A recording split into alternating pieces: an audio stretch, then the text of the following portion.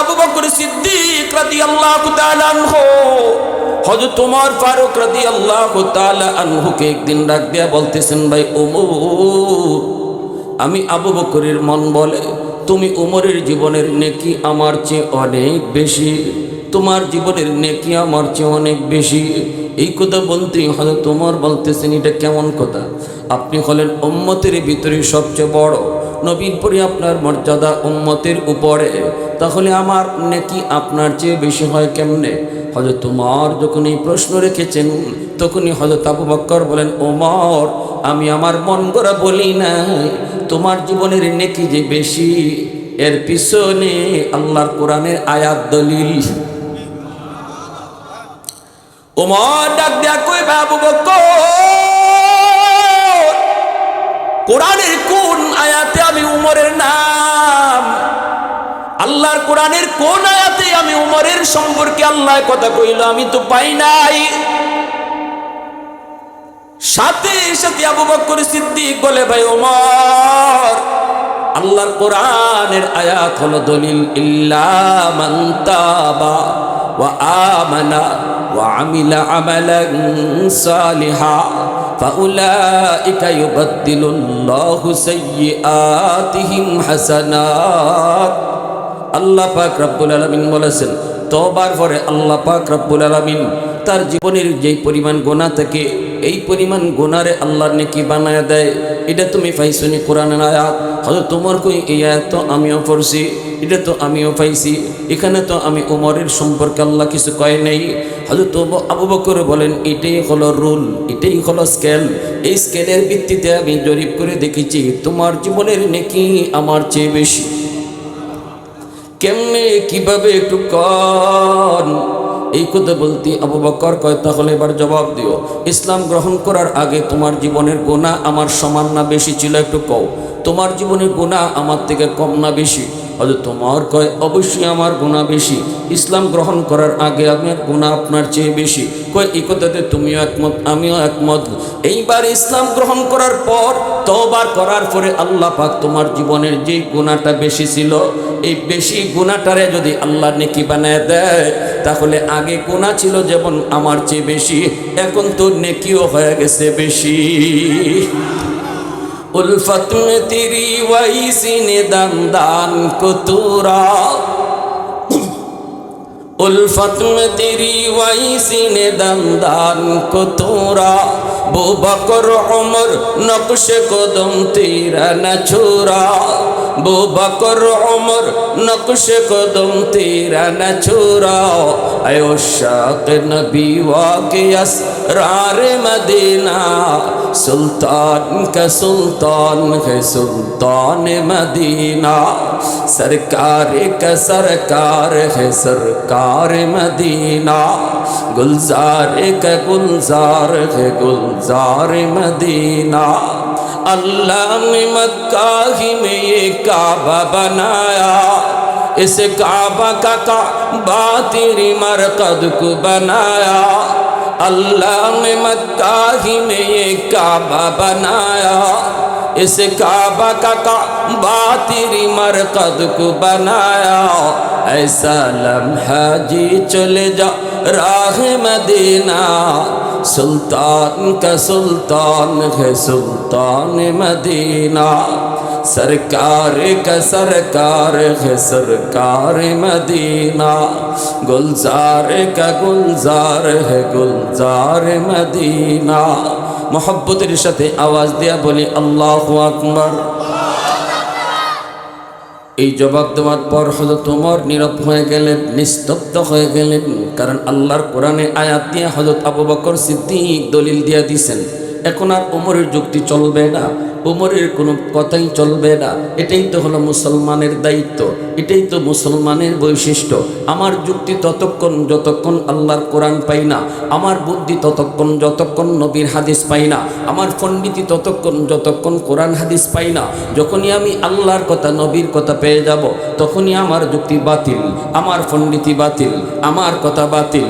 আল্লাহর কথাই ঠিক, আমার নবীর কথাই ঠিক, আমার মতে মত নয়, নবীর মতে মত। এর নাম হলো উম্মত। ঠিক না জোরে কও?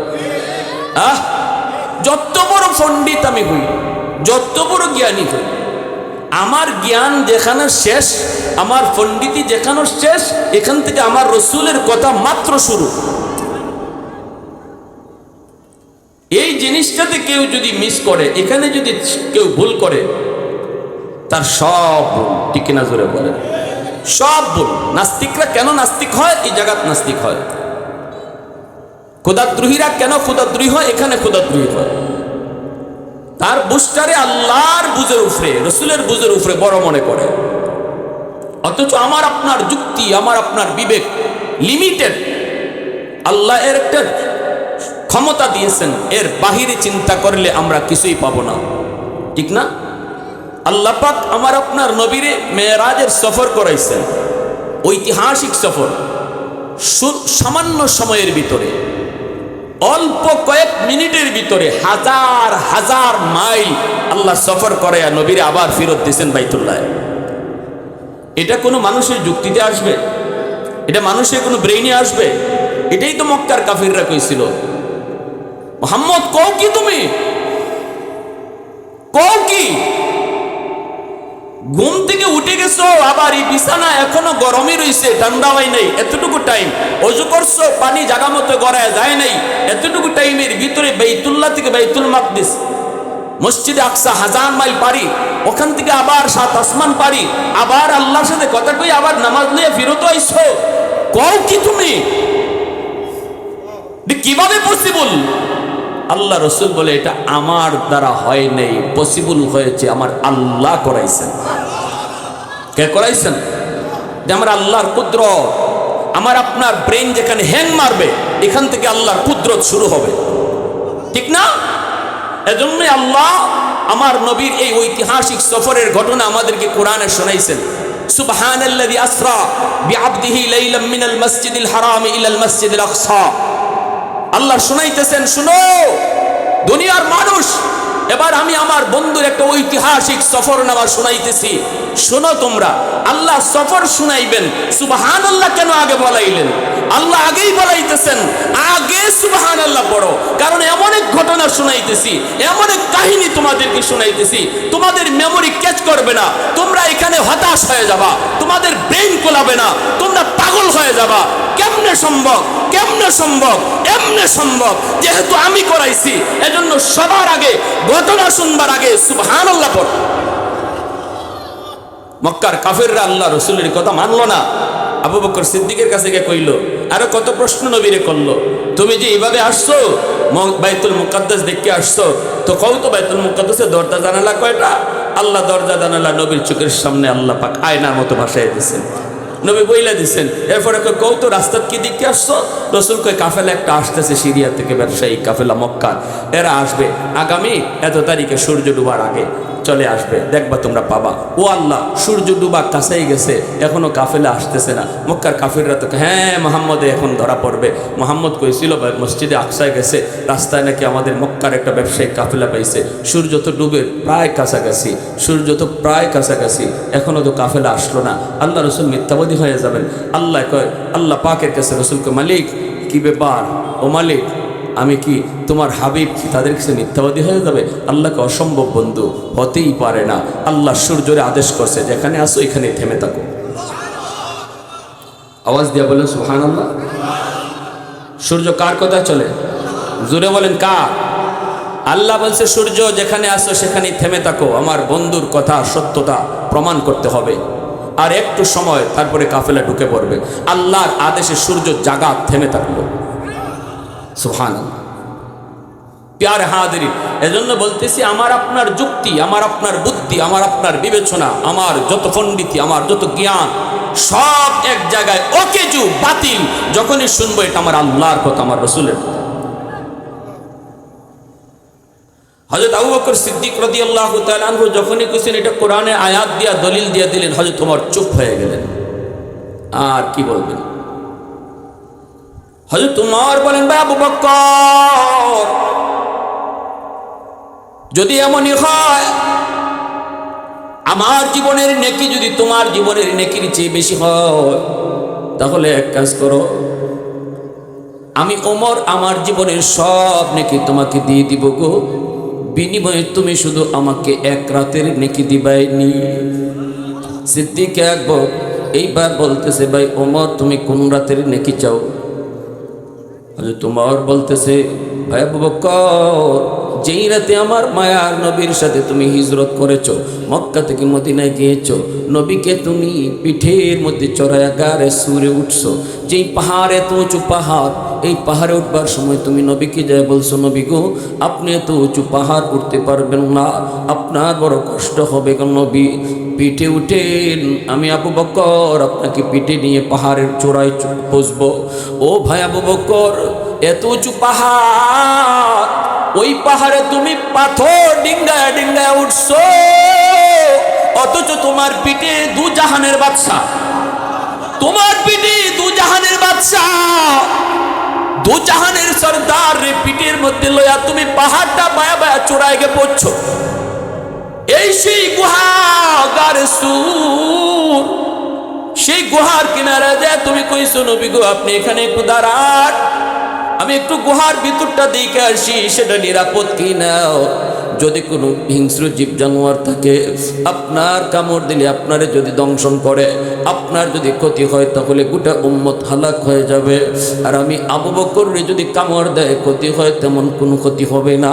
সেদিন আমার নবীনি তুমি গুহার মুখে দাঁড় করে আর নিজের প্রাণটা হাতে লয়ে গুহার ভিতরে ঢুকছো, রিস্ক নিয়ে ঢুকছো, ঢুকিয়ে তুমি দেখছো সব কিছু নিরাপদ, ছোট ছোট গর্ত আছে, গর্তগুলা তুমি এরকম পাগড়ি ছিঁড়ে ছিঁড়ে গর্তের মুখগুলা বন্ধ করেছ, সবগুলি গর্তের মুখ বন্ধ করা সম্ভব হয়েছে রে ভাই আবু বকর, একটা গর্তের মুখ বন্ধ করা সম্ভব হয় নাই, তোমার কাছে কাপড় ছিল না, সেই গর্তটা নিজের পা দিয়ে আটকায় রাখছো, সাপ থাকে আমি আবু বকরের পায়ে কামড় দিই তবু আমার নবীর গায়ে যেন ক্ষতি না করে। আল্লাহু আকবার জোরে কও।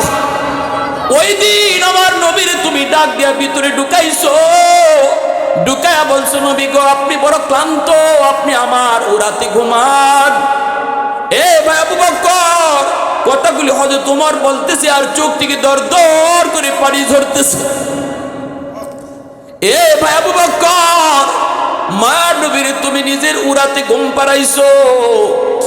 এ ভাই আবু বকর ওই দিনে বিষের যন্ত্রণা তুমি হজম করেছো, দাঁতে দাঁতে কামড় দিয়া হজম করেছো, তবুও নড়াচড়া করো না, কারণ আমার মায়া নবীর ঘুম ভেঙে যাবে। এরপরে এক ফোঁটা চোখের পানি তোমার আমার রসুলের এই পবিত্র গাল মোবারকে পড়ে গেল। নবীজি ঘুম ব্যক্তি, নবীজি দেখেন তুমি কাঁদতেছ। আল্লাহর নবী বলেন, ভাই আবু বকর কি হয়েছে? তুমি বলছো নবী গো আমার সাপে কামড় দিয়েছে। নবীজি তার লব মোবারক এই কাটা জায়গায় লাগাই দিলেন। আমার নবীর লবের মধ্যে এত বড় পাওয়ারফুল অ্যান্টিবায়োটিক আল্লাহ রাখছেন, দিতে দেরি বিষ পানি হইতে দেরি হলো না। নবীজি কয়, রে সাপ তুই আমার আবু বকরে কেন কামড় দিলি? গর্তের ভিতর থেকে সাপ বের হলো, আল্লাহর হুকুমে সাপের জবান খুলে গেল। সাপে ডাক দেয়া কই, নবী গো মাপ চাই গো নবী, মাপ চাই, আপনার বন্ধুরে আমি ইচ্ছা করে কামড় দেই না, আমি অপারগ। ওগো নবীজি এই গুহা আমার বাসস্থান না, আমার বাড়ি না, আমার বাড়ি হলো ওই যে দেখা যায় খেজুর বাগান, ওই খেজুর বাগানে আমি থাকতাম। দুইজন তাওরাত কিতাবের পণ্ডিত আমার খেজুর বাগানের পাশ দিয়া যায়। একজন আরেকজন রে ডাক দিয়া কয়, দোস্ত ওই যে দেখো একটা গর্ত দেখা যায়, এই গুহাটাই হলো গারে সুর। এই গুহার কথাটাই আল্লাহ পাক তাওরাত কিতাবের ভিতরে উল্লেখ করেছেন। আখিরি জমানার নবী সাইয়্যিদুল মুরসালিন হিজরতের রাতে তিনি এই গুহায় অবস্থান করবেন। ওগো নবীজি খোদার কসম, আমি ওই আলেমের কথাটা নিজের কানে শুনে ফেলেছি। সেদিন থেকে আমি সাপ নিয়ত করেছি আর বাগানে থাকবো না, আমার রহমতের নবীরে এক নজর দেখার জন্য আজ থেকে আমি গুহায় থাকব। এখানে আজকে দিন যায়, মাস যায়, বছর যায়, অপেক্ষা আমার দিন যায়, রাত যায়, শুধু এক নজর আপনারে দেখবো। বেশি দূরেও যাই না গো নবী, আশেপাশে যা পাই খায়া চলে আসি। আমার দীর্ঘদিনের মনের ইচ্ছা আজকে পূরণ হতে চলেছে, কিন্তু আপনার আবু বকর আমার গর্তের মুখটা পা দিয়ে আটকাইয়া রাখছি, কেমনে আমি নবীকে বের হই, বের হওয়ার কোনো পথ পাইতেছি না, এজন্য বাধ্য হয়ে কামড়টা দিয়েছি গো নবী, মাপ চাই। এই ঘটনাগুলি হযরত ওমর যখন আবু বকরকে বলতেছে আর বলতেছে, ভাই আবু বকর, আমি ওমর, আমি জীবনের সব নেকি তোমাকে দিয়ে দিলাম, বিনিময়ে শুধু আমাকে ওই একটা রাতের নেকি তুমি দিয়ে দাও। ওই এক রাতের নেকির বিনিময়ে আমি ওমর জীবনের সব নেকি তোমার দিয়ে দিব। বলতি আবু বকর বলতেছে, ভাই ওমর, এই রাতে আমার কি পরিমাণ নেকি হয়েছে আমি নিজেও তো জানি না। তোমার সাথে যে আমি নেকি বদলা বদলি করবো আগে তো আমার জানতে হবে। চলো আমরা নবীর কাছে যাও, আল্লাহর নবীর কাছে গিয়া জানি ওই রাত্রে আমার কেমন নেকি হয়েছে, কি পরিমাণ নেকি হয়েছে। দুজন চলে আসলেন। এবার বলুন তো এই দুইজন নবীজির সম্পর্কে কি হন, আত্মীয়তার সম্পর্ক কি? মাঠ থেকে বলতে পারবেন একজন যুবক? হযরত আবু বকর আর ওমর নবীজির আত্মীয়তার সম্পর্কে কি হন? শ্বশুর, নবীজির শ্বশুর। আর পরের দুইজন হযরত উসমান আর আলী জামাই। মুসলমান হিসেবে এটা আমাদের বেসিক নলেজ জানা দরকার আছে না নাই? এগুলা সাধারণ জ্ঞান। আপনারা মুফতি সাহেব হতে কই না তো, আমরা আপনারা মুফাসসির হতে কই না, কিন্তু মুসলমান এজ এ মুসলিম এতটুকু জ্ঞান তো থাকার সবার দরকার, ঠিক না? দুইজন গেছেন, যাই হযরত আবু বকর সিদ্দিক সালাম দিয়েছেন, হযরত ওমর সালাম দিয়েছেন। নবী বলতেছেন, কি ব্যাপার দুইজন একসাথে? আবু বকর সিদ্দিক বলে, ইয়া রাসূলুল্লাহ, আমরা দুইজনে নেকি বদলা বদলি করতে চাই, কিন্তু নবী গো আমি নিজেও জানি না ওই রাতে আমার কি পরিমাণ নেকি হয়েছে। ওমর তার জীবনের সব নেকি আমাকে দিতে চায়, বিনিময়ে আমার এক রাতের নেকি চায়, কিন্তু আমি জানি না গো নবী ওই রাতে আমার কি পরিমাণ নেকি হয়েছে। আল্লাহর নবী রহমতের নবী বলেন, কোন রাত? ওই যেই রাতে আমি আপনার সাথে হিজরত করেছি। আল্লাহ নবী বলে, আবু বকর, নেকি বদলা বদলি করবা কি করবা না আমি জানি না, আমি এই ব্যাপারে কোনো মতামত দিব না, এটা তোমাদের নিজেদের ইখতিয়ার। তোমরা দুইজনে ভালো বোঝো নেকি বদলা বদলি করবা কিনা, কারণ দুজন আমার শ্বশুর, আমার কথায় কে আবার নারাজ হয়, কে খুশি হয়, ঠিক না? কে জিতে যায় কে ঠকে যায়, এটাও তো একটা বিষয় আছে। আমি নবী বলবো না, তবে আমি একটা কথা কই, যেই রাতের নেকি তুমি জানতে চেয়েছো নেকিটা আমি তোমারে বলি। এরে আবু বকর শোনো, তামাম দুনিয়ার সমস্ত উম্মতের নেকি যদি এক পাল্লায় রাখা হয়, আর তুমি আবু বকরের ওই রাতের নেকি এক পাল্লায় রাখা হয়, আমার আল্লাহ জানাইছে তোমার নেকির পাল্লা ভারী হয়ে যাবে। आवाज दिया करो सुभान अल्लाह। सिद्दीक तेरा नाम से इस्लाम रहेगा, सिद्दीक तेरा नाम से इस्लाम रहेगा, दुनिया की सदाकत में तेरा नाम रहेगा, फारूक तेरा नाम से इस्लाम रहेगा, दुनिया की अदालत में तेरा नाम रहेगा, दुनिया की अदालत में तेरा नाम रहेगा। मुसलमाনের আওয়াজে বলি আল্লাহু আকবার। তাহলে একবার কি বুঝলাম আমরা, তওবাকারী তওবার দ্বারা তার জীবনের সব গুনারে আল্লাহ কি বানায় দেয়? একটু আওয়াজ দেয়া বলেন, কি বানায় দেয়? নেকি। এজন্য তওবাকারী তওবার লগে লগে আল্লাহর ওলি হয়ে যায়। কোনো গুনাহ নাই, খালি নেকি আর নেকি। কই পাইলে এত নেকি? হাসরের মাঠে তওবাকারী কইব, আল্লাহ তোমার ফেরেশতারা ভুলে আমলনামা আমাকে অন্যজনেরটা দিয়ে দিছে। আল্লাহ বলবেন কেন? কই আল্লাহ আমি তো এত নেকি করি নাই, মনে হয় এই আমলনামা অন্য কারো, ফেরেশতারা ভুল করছে। আল্লাহ তখন বলবেন মুস্কি হাসি দিয়ে, আল্লাহ কুদরতি মুস্কি হাসি দিয়ে বলবে, আমার ফেরেশতারা ভুল করে না, তোমারটাই তুমি পাইছো। কইব আল্লাহ তাহলে এত নেকি? আল্লাহ পাক কইব যে তুমি দুনিয়াতে এমন তওবা করছো, তোমার তওবার উপরে আমি আল্লাহ এত খুশি হইছি, খুশি হইয়া তোমার জীবনের যে গুনাহ ছিল ওই গুনাহগুলাকে আমি আমার তরফ থেকে নেকি বানিয়ে দিছি। আওয়াজ দিয়া সুবহানাল্লাহ। একটু মহব্বতের সাথে জিকির করি, লা ইলাহা ইল্লাল্লাহ লা ইলাহা ইল্লাল্লাহ।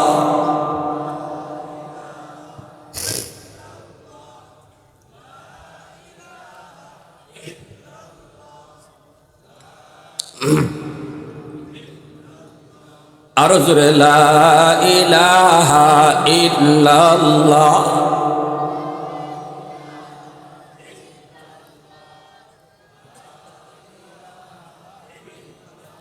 লা ইলাহা ইল্লাল্লাহু মুহাম্মাদুর রাসূলুল্লাহ।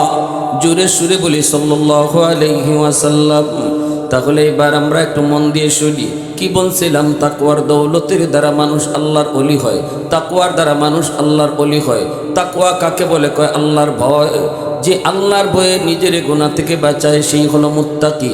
যেই মানুষটা মুত্তাকি হয় সে আল্লাহর ওলির খাতায় নাম লেখায়। যত বেশি মুত্তাকি হব, যত বড় মুত্তাকি হইব, তত বড় আল্লাহর ওলি হইব। ঠিক কিনা জোরে বল? কার অন্তরে আল্লাহর ভয়? কার অন্তরে আল্লাহর ভয়? কে মুত্তাকি, কার অন্তরে তাকওয়া? এই জিনিসটা আমরা কেমনে বুঝবো রে যুবক? বই পূজার আলামত হলো, দেখো যেই মানুষটা আল্লাহর ভয়ে নামাজ পড়ে, যেই মানুষটা আল্লাহর ভয়ে সুদ খাওয়া থেকে নিজেরে বাঁচায়, যেই মানুষটা আল্লাহর ভয়ে পর্দা করে, যেই মানুষটা আল্লাহর ভয়ে বেপরদা থেকে বাঁচে, যেই মানুষটা আল্লাহর ভয়ে গুনাহ থেকে নিজেরে বাঁচায়, মিথ্যা কথা থেকে বাঁচায়, যেই মানুষটা আল্লাহর ভয়ে রমজান মাসে রোজা রাখে, বুঝতে হবে তার অন্তরে তাকওয়া আছে। আল্লাহু আকবার জোরে কও। বুঝতে হবে তাকওয়ার দৌলত তার অন্তরে আছে। কারণ মুত্তাকি এই কথাটা সবসময় চিন্তা করে, কেউ না দেখলেও দেখেন কি? রাতের অন্ধকারে আমি গুনাহ করব, কেউ দেখবে না, বন্ধু দেখবে না, মা দেখবে না, ভাই দেখবে না, সবার চোখে ফাঁকি দেওয়া যাবে, পীরের চোখে ফাঁকি দেওয়া যাবে, ওস্তাদের চোখেও ফাঁকি দেওয়া যাবে, কিন্তু আল্লাহর চোখে ফাঁকি দেওয়া যাবে না। এই হলো মুত্তাকি, এটার নামই হলো তাকওয়া। ঠিক কিনা জোরে বলেন? মদিনার শহর থেকে 300 মাইল দূরে একটা ঘটনা, একটু মন দিয়ে আমার দিকে শুনেন। তাকওয়া কারে কয় একটু মন দিয়ে শুনেন, বুঝাইতেছি।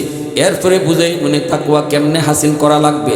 পথটা কোন পথে হাঁটলে পরে তাকওয়ার দৌলত আমার আপনার কাছে আসবে, বোঝানোর জন্য একটা ঘটনা বলতেছি। খলিফাতুল মুসলিমিন আমিরুল মুমিনিন হযরত ওমর ফারুক রাদিয়াল্লাহু তাআলা আনহুর জমানার ঘটনা। মদিনা শরীফ থেকে 300 মাইল দূরে ওই এলাকা থেকে একটা যুবক তার উটের পিঠে সওয়ার হয়ে রওনা দিয়েছে, মদিনায় আসবে। দীর্ঘ পথ পাড়ি দিতে দিতে মদিনার কাছাকাছি চলে আসলো।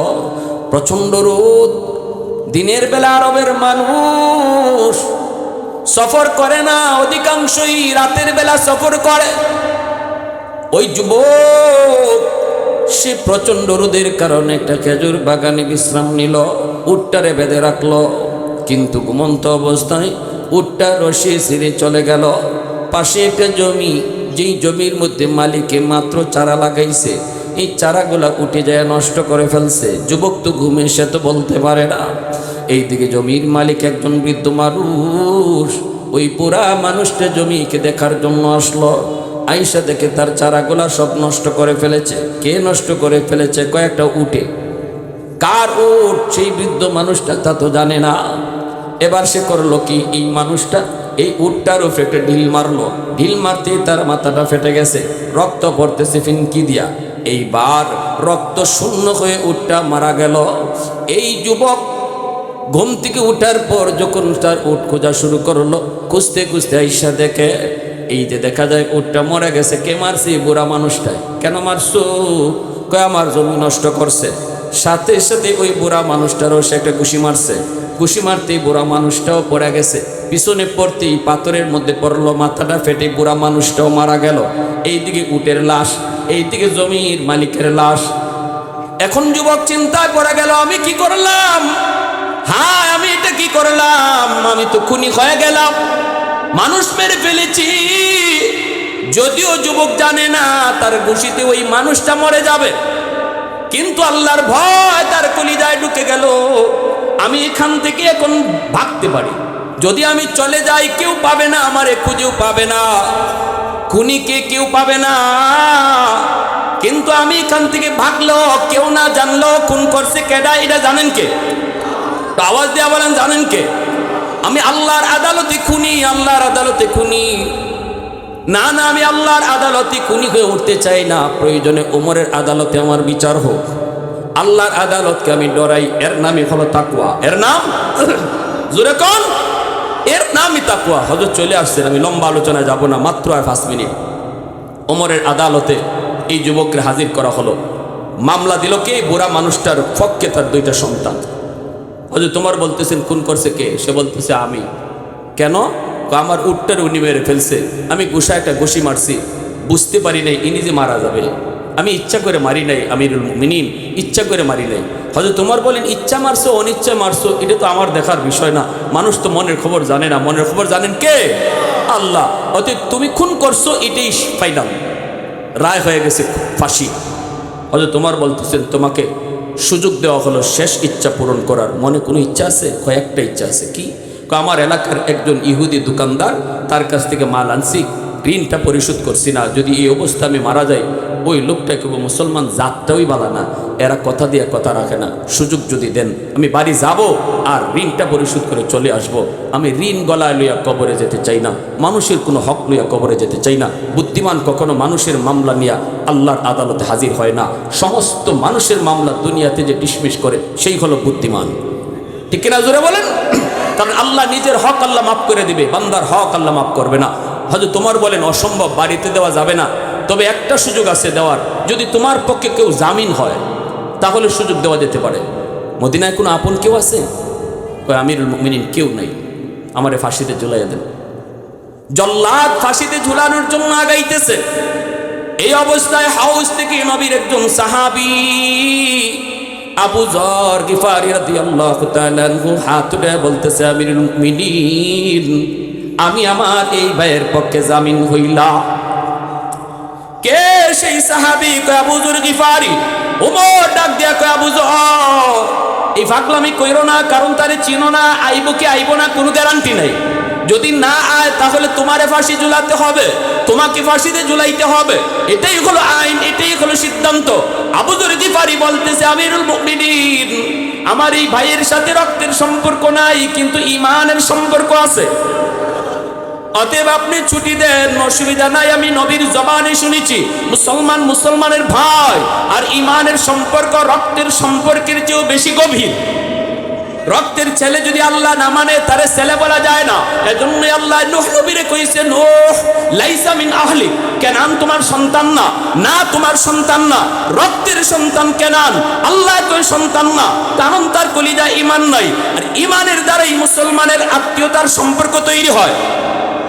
আবু যর গিফারির এই কথা শোনার পর হয়তো তোমার যুবককে ছুটি দিয়া দিলেন, যুবক তুমি যাও, তবে সময় হলো আগামী শুক্রবার জুম্মার আগে হাজির হয়ে যাওয়া।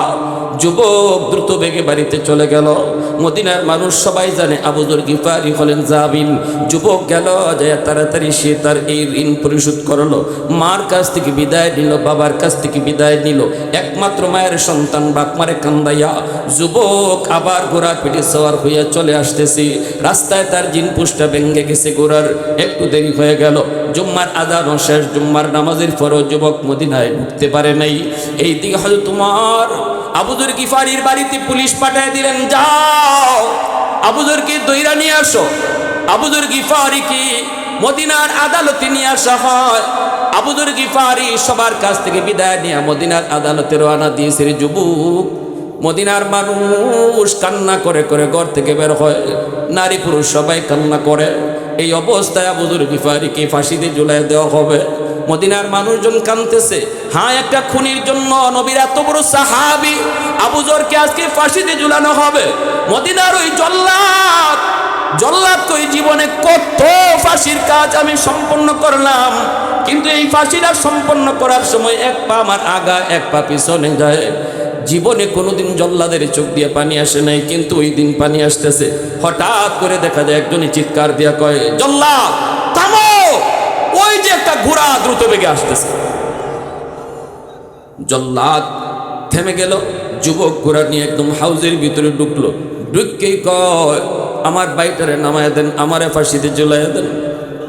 মদিনার মানুষের চোখের পানি মুছে, কিন্তু আবার কান্না শুরু হয়ে গেছে। উমরও কান্দে। যেই যুবক বাড়ি গেল, এরপর আবার ফাঁসির আসামি হইয়া ফেরত আইল। বোঝা গেল সে ইচ্ছা করে খুন করে। আওয়াজ দিয়ে বলেন ঠিক কিনা? সুযোগ ছিল বাড়িতে থাকা, সুযোগ ছিল আর ফিরে না আসা, কিন্তু এরপরও যে যুবক আল্লাহর ভয়ে আবার আইসে আল্লাহর আদালতে, আসামি হতে চাই না, দুনিয়ার আদালতে আমার মামলা ডিসমিস হোক, সে ইচ্ছা করে মানুষ খুন করতে পারে না। অতএব যেই কথাটা সে আগে কইছিল অনিচ্ছায় এটা ঘটছে, এটাই ঠিক, কিন্তু হয়তো তোমার রায় দিবেন কি কইরা? তিনি তো বাদী না, বাদী মামলার বাদী তো দুই ছেলে, ওই বৃদ্ধ মানুষের দুই ছেলে, ওই দুই ছেলেও মদিনার মানুষের হাব ভাব বুঝে গেছে, সবাই বুঝতেছে যুবক ইচ্ছা করে মারে নাই। দুই ভাই চিৎকার দিয়া আমিরুল মুমিনিন, আমরা দুই ভাই ছিলাম মামলার বাদী, আমরা মামলা উদ্ধ করলাম, আমার ভাইয়ের আমরা মাফ করে দিছি, আমাদের বুঝ হয়ে গেছে সে ইচ্ছা করে মারে নাই, আজ থেকে আমরা দুই ভাই না, আমরা হয়ে গেলাম তিন ভাই। আল্লাহু আকবার, জোরে বলেন। এজন্য আমার ভাইয়েরা, আল্লাহ বলেছেন ইন আউলিয়াহু ইল্লাল মুত্তাকুন, আল্লাহ সমস্ত ইমানদারের বন্ধু, কিন্তু সব ইমানদার আল্লাহর বন্ধু না। আল্লাহর বন্ধু যারা মুত্তাকি, আল্লাহর ভয় অন্তরে নিয়ে চলে যারা। রমজান আসতেছে, আল্লাহর ভয় যার অন্তরে আছে, রোজা একটাও ছাড়তো না। কারা কারা 30টা রোজা রাখতে রাজি আছে? একটু হাত থেকে আল্লাহর দেখায়। আল্লাহ আমাদের সবাইকে তাকওয়ার দৌলত হাসিল করাও এবং সব ধরনের গুনাহ থেকে আল্লাহ আমাদেরকে হেফাজত করো। সবাই বলেন আমিন। হজরতের কয়েকটা মিনিট সময় নষ্ট করে ফেলছি, মাপ চাইবেন।